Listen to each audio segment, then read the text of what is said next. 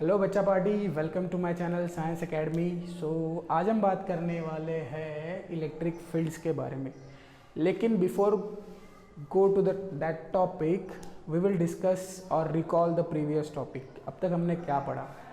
तो अब तक हमने पढ़ा इंट्रोडक्शन, यानी कि चार्ज के बारे में, कि बेसिकली चार्ज कैसे आया। उसमें हमने एक फार्मूला भी पढ़ा, Q is equal to any, जो क्वांटाइजेशन में था। उसके बाद हमने कूलम्स लॉ पढ़ा कि Q1 Q2 upon are square वाला, ठीक है, उसका वेक्टर फॉर्म, स्केलर फॉर्म, ठीक है। तो ये सारी चीज़ हम ऑलरेडी पढ़ चुके हैं। अब हम नेक्स्ट थीम, चैप्टर की थीम में आगे बढ़ते हैं। ये चैप्टर का थीम जैसे कि मैंने आपको ऑलरेडी बताया है, अगर नहीं बताया है तो फिर से एक बार याद रख लो। चैप्टर का थीम ऐसा है कि कुछ भाई हम चार्ज है, चार्ज प्रोड्यूस होगा, किस तरीके से बनता है वो है।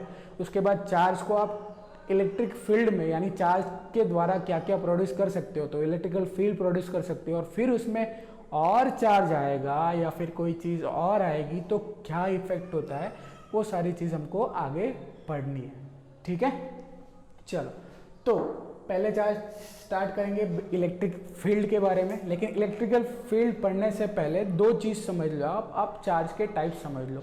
तो बेसिकली दो टाइप के चार्ज होते हैं, one is a test charge और second one is a source charge. चलो, टेस्ट चार्ज क्या है और सोर्स चार्ज क्या है? तो टेस्ट चार्ज यानी ऐसा चार्ज जिसके ऊपर आपको इलेक्ट्रिकल फील्ड मेजर करना है, ठीक है। The charge which is used to measure the electrical field is called a test charge. और सोर्स चार्ज यानी क्या? तो सोर्स चार्ज यानी ऐसा इलेक्ट्रिकल चार्ज जो इलेक्ट्रिकल फील्ड को प्रोड्यूस करता है, ठीक है। So the charge which is used to produce the electrical field that is called source charge, ठीक है। तो यही दोनों चीज का यूज मेरे को करना है और मेरे को इलेक्ट्रिकल फील्ड को बनाना है या फिर डिफाइन करना है, ठीक है। तो किस तरीके से करूंगा? तो सपोज एक सोर्स चार्ज मैंने लिया, दैट इज Q, ठीक है। और ये क्या करेगा? एक अपना इलाका बनाएगा। अभी इसको एक सिंपल चीज में समझो, इलाका यानी क्या? तो जैसे भाई लोगों का इलाका होता है, ठीक है। कोई एक भाई है मोहल्ले में और वो अपना दादागिरी का एरिया बनाता है और उतने एरिया में ही वो क्या करता है? आतंक फैलाता है। तो सेम वही चीज़ है, यहाँ पे क्या किया है मैंने? एक चार्ज लिया है, ठीक है, और चार्ज अपना एक पूरा एक फील्ड बना रहा है, ठीक है।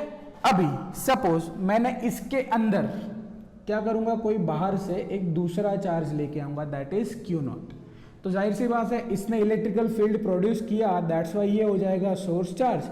और इसके ऊपर मेरे को मेजर करना है इलेक्ट्रिकल फील्ड, दैट्स वाई ये हो जाएगा टेस्ट चार्ज, ठीक है।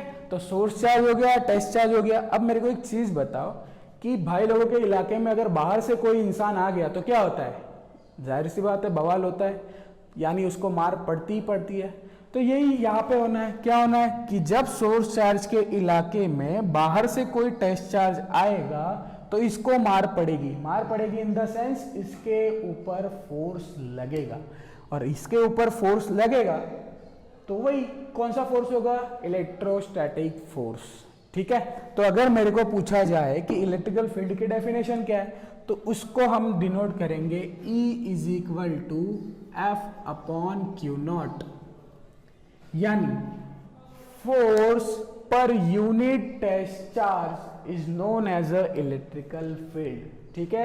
यहाँ पे मैं लिख भी देता हूं, क्या है डेफिनेशन इलेक्ट्रिकल फील्ड की? The force per unit test charge. So unit test charge के ऊपर जो भी फोर्स लगता है, कि यूनिट टेस्ट चार्ज जो भी फोर्स लगता है, that is known as a electrical field, ठीक है। अगर इलेक्ट्रिकल फील्ड की डायरेक्शन मेरे को पता करनी होगी तो इलेक्ट्रिकल फील्ड की डायरेक्शन होती है, पहली बात तो इलेक्ट्रिकल फील्ड एक वेक्टर क्वांटिटी है। कौन सी क्वांटिटी है? कि भैया वेक्टर क्वांटिटी है। वेक्टर क्वांटिटी क्यों है? क्योंकि फोर्स वेक्टर क्वांटिटी है, ठीक है। चलो, इसकी डायरेक्शन क्या होती है? तो इसकी डायरेक्शन हमेशा F की डायरेक्शन में होती है। किसकी डायरेक्शन में होती है? F की डायरेक्शन में। या फिर कन्वेंशनली आपको याद रखना हो तो कहां से कहां होती है? पॉजिटिव टू नेगेटिव, ठीक है। कहां से कहां होती है? पॉजिटिव टू नेगेटिव डायरेक्शन में। तो ये हो गया। बात करेंगे इसकी यूनिट की, तो इलेक्ट्रिकल फील्ड का यूनिट होता है न्यूटन पर कूलम और वोल्ट पर मीटर। ये जो यूनिट है ये कैसे आया? तो देखो, फोर्स का यूनिट न्यूटन, टेस्ट चार्ज का unit coulomb, so that is Newton per coulomb. ठीक है, और वोल्ट पर मीटर यूनिट ये हम सेकंड चैप्टर में पढ़ेंगे किस तरीके से आया वो चीज, ठीक है। चलो आगे बढ़ते हैं। अगर बात करेंगे किसकी, ये हो गया मेरे इलेक्ट्रिकल फील्ड का बेसिक, ठीक है। और एक चीज इसमें ऐड करते हैं कि भाई इलेक्ट्रिकल फील्ड का डायरेक्शन किस तरीके से होता है। तो किस तरीके से होता है चीज को समझो। सपोज मैंने दो टाइप के चार्ज होता है, एक होता है पॉजिटिव चार्ज, एक होता है नेगेटिव चार्ज। तो याद रखना पॉजिटिव चार्ज हमेशा आउटवर्ड डायरेक्शन में इलेक्ट्रिकल फील्ड प्रोड्यूस करता है। कौन सी डायरेक्शन में, आउटवर्ड डायरेक्शन में। और माइनस हमेशा इनवर्ड डायरेक्शन में इलेक्ट्रिकल फील्ड प्रोड्यूस करता है। कौन सी डायरेक्शन में, इनवर्ड। तो ये सारी चीजें जो है वो है बेसिक्स ऑफ इलेक्ट्रिकल फील्ड, जो ये टॉपिक हमने यहाँ पे कवर कर लिया। तो एक बार फिर से फटाफट से याद कर लेते हैं क्या है इलेक्ट्रिकल फील्ड, क्या है। तो force per unit charge is known as a electrical field. भैया वो क्या है, तो वो वेक्टर क्वांटिटी है। क्यों वेक्टर क्वांटिटी है, because force is a vector quantity. Electrical field की डायरेक्शन कहाँ पे होती है, in the direction of force, या फिर conventionally positive to negative terminal. उसका यूनिट क्या है, यूनिट है न्यूटन पर कूलम, या फिर volt into volt per metre, ठीक है। और सबसे बेसिक चीज, दो टाइप के चार्ज है, पॉजिटिव नेगेटिव चार्ज है। तो पॉजिटिव का इलेक्ट्रिकल फील्ड आउटवर्ड डायरेक्शन में, नेगेटिव का इलेक्ट्रिकल फील्ड इनवर्ड डायरेक्शन में। तो आई होप आपको अब तक सारा चीज पता चला होगा। आगे बढ़ते हैं, नेक्स्ट टॉपिक है हमारा electrical field due two point charge. तो पॉइंट चार्ज की वजह से प्रोड्यूस होने वाला इलेक्ट्रिकल फील्ड, तो यहाँ पे लिख देता हूँ ड्यू टू पॉइंट चार्ज। और ये याद रखना बच्चों, ये 2 मार्क्स की इंपॉर्टेंट थ्योरी है, 2 मार्क्स में ये चीज़ पूछी जा सकती है, ठीक है। तो कुछ नहीं यार, चीज़ को समझो। सपोज मैंने इलेक्ट्रिकल फील्ड प्रोड्यूस करना है, तो मेरे को 2 चार्ज की जरूरत है। First one is a source charge, second one is a test charge, और इन दोनों के बीच का डिस्टेंस है दैट इज r, ठीक है। क्या कहा मैंने, 2 चार्ज है प्लस q, ये q जो है ये है सोर्स चार्ज, ये q0 है ये है सोर्स टेस्ट चार्ज, और इनके बीच का डिस्टेंस है दैट इज r, ठीक है। चलो, तो इलेक्ट्रिकल फील्ड मेरे को फाइंड करना है, तो मेरे को कौन सी चीज की जरूरत होती है, दैट इज फोर्स।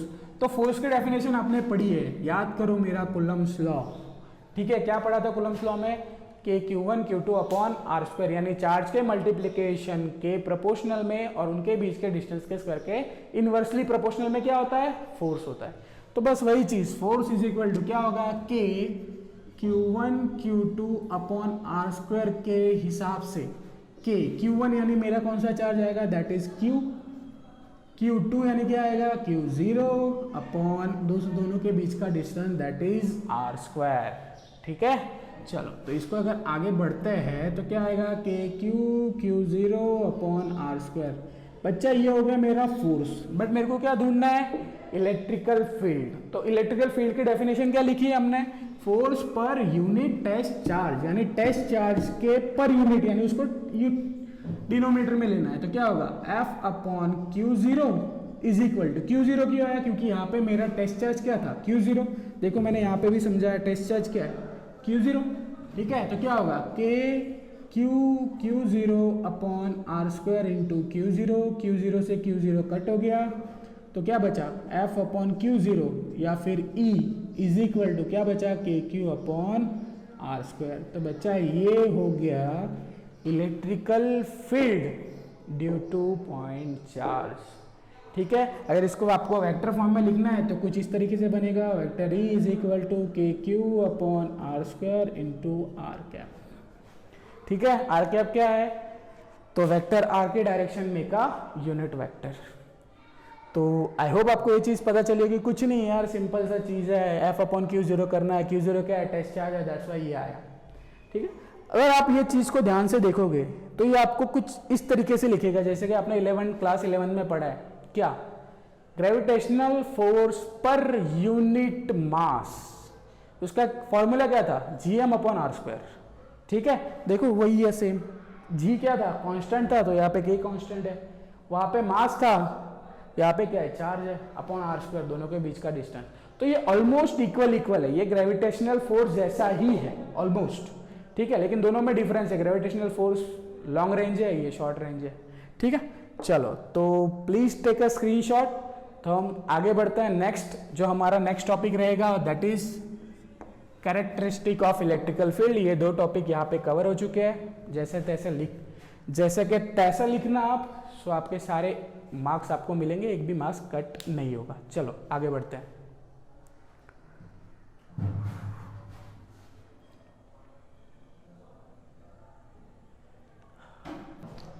तो चलो बच्चों आगे बढ़ते हैं।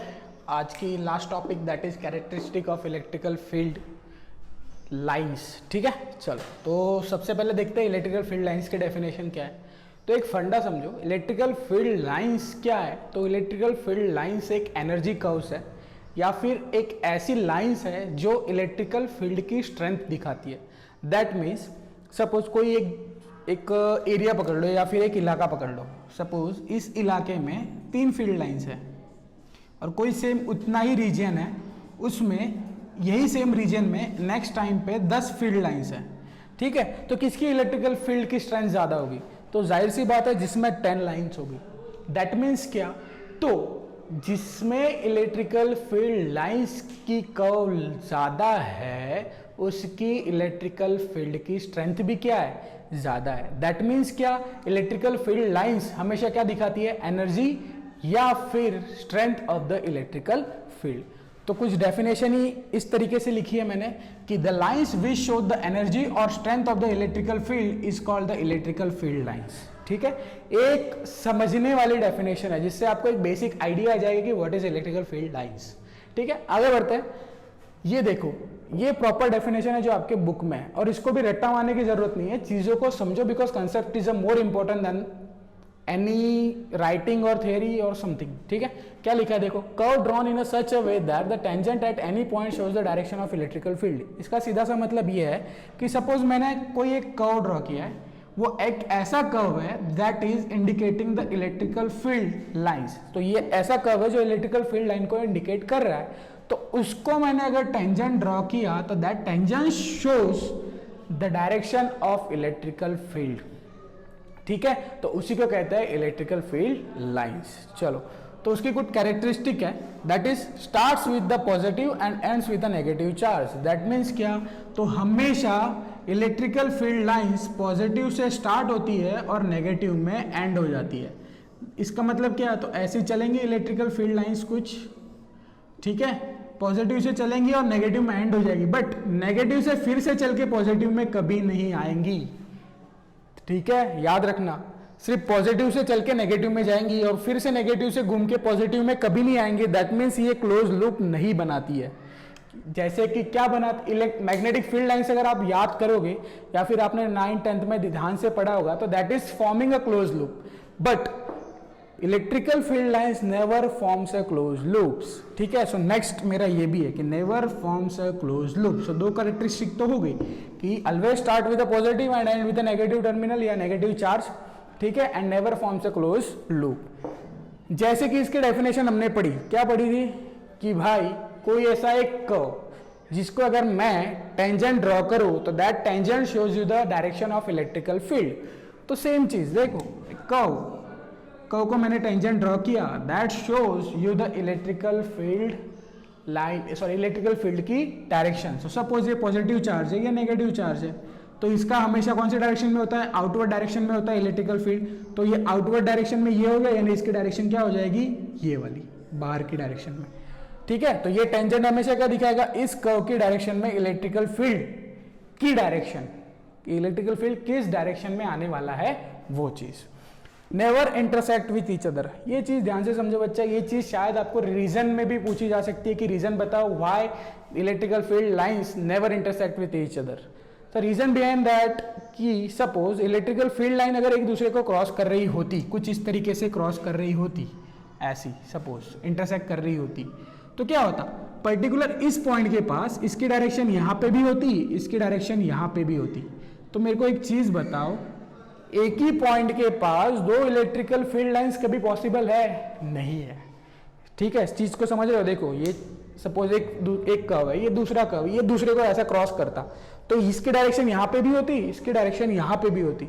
तो ये चीज पॉसिबल है? कभी भी पॉसिबल नहीं है। That's why never intersect with each other, electrical field lines कभी भी एक दूसरे को क्रॉस नहीं करती है। ठीक है, रीजन याद रखना। अगर ऐसा होता, if this case is happened, then at a particular point the electrical field lines have a two different direction, which is a physically not possible. That's why electrical field line never intersect with each other.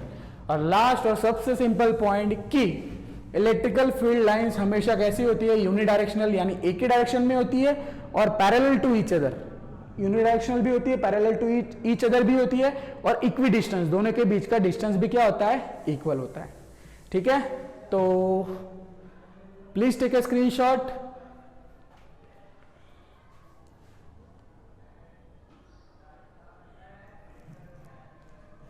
So this is done from today's class. I hope you enjoy my lecture, and stay home, stay safe, and be aware and careful from the COVID-19. Stay healthy and bye bye.